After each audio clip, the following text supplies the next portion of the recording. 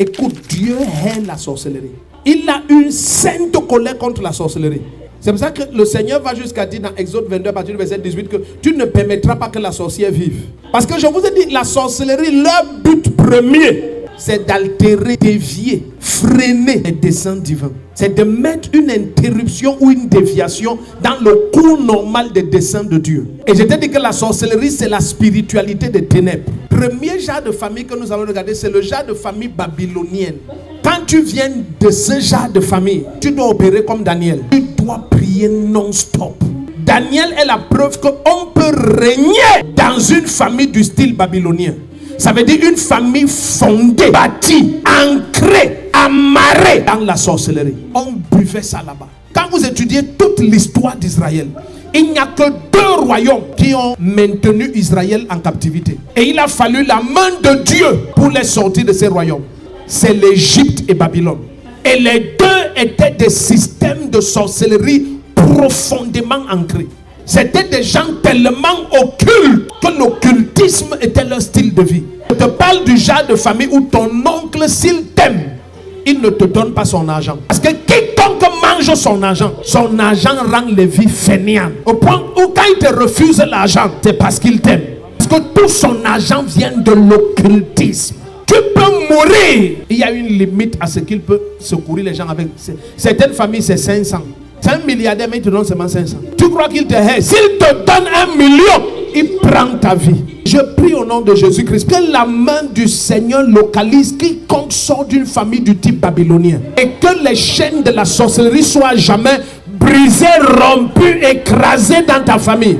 Mais Daniel était un homme de jeûne et de prière. Ne vous comportez jamais dans l'église comme votre frère ou votre soeur se comporte. Vous ne bâtissez pas sur les mêmes fondations. Ne regarde pas comment ton frère construit sa maison. Vérifie si vous construisez sur le même genre de terrain.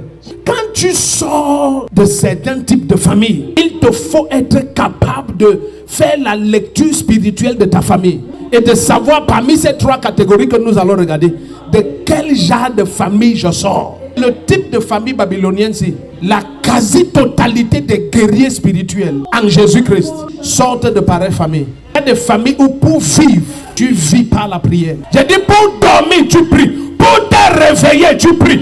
Pour vivre, c'est la prière qui te fait survivre.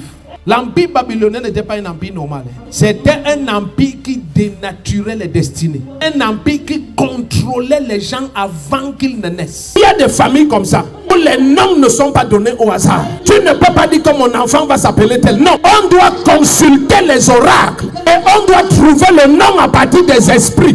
Et c'est du village qu'on vient te dire qu'on a consulté les esprits. Et l'enfant, si c'est tel. Il y a des familles qui sont des familles du style babylonien. Dans ce genre de famille, quand tu reçois Jésus-Christ comme Seigneur et Sauveur, tu peux ne pas reconnaître ton père, même ta mère. Ils peuvent te haïr au point de chercher à te tuer. Toutes les pratiques sont antichrist. On a institutionnalisé l'inceste. C'est de ce genre de famille que Dieu a appelé Abraham. Sa famille était tellement occulte que tu épousais ta petite soeur. Et vous êtes même père. Et ça ne scandalise personne. Donc tu vas entendre quelqu'un te dire des choses. Non, vraiment, quand nous sommes en Jésus-Christ, vraiment, la sorcellerie ne peut rien contre nous. Non. Tu n'as pas dit toute la vérité. Ce que tu as dit est vrai. Mais tel que tu l'as présenté, tu l'as mal présenté. La réalité, c'est que nous devons marcher remplis du Saint-Esprit. Naître de nouveau seul ne suffit pas. Il faut le revêtement de puissance. Parce que l'homme fort ne va pas laisser tomber seulement parce que tu es né de nouveau. Il faut que tu viennes avec une puissance supérieure. Il y a un deuxième type de famille très étrange. Le genre de famille du type d'Akab. Une famille où une sorcière règne du nom de Jézabel. Il y a des familles, c'est une seule personne qui tourmente toute la famille. Une entité. Et quelqu'un qui a amené des présences, amené même des hôtels, amené des pratiques. Et ça tourmente toute la famille.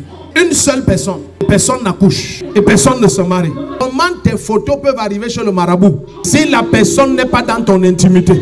Est-ce que ton voisin a tes photos? Est-ce que ton voisin a accès aux ongles de...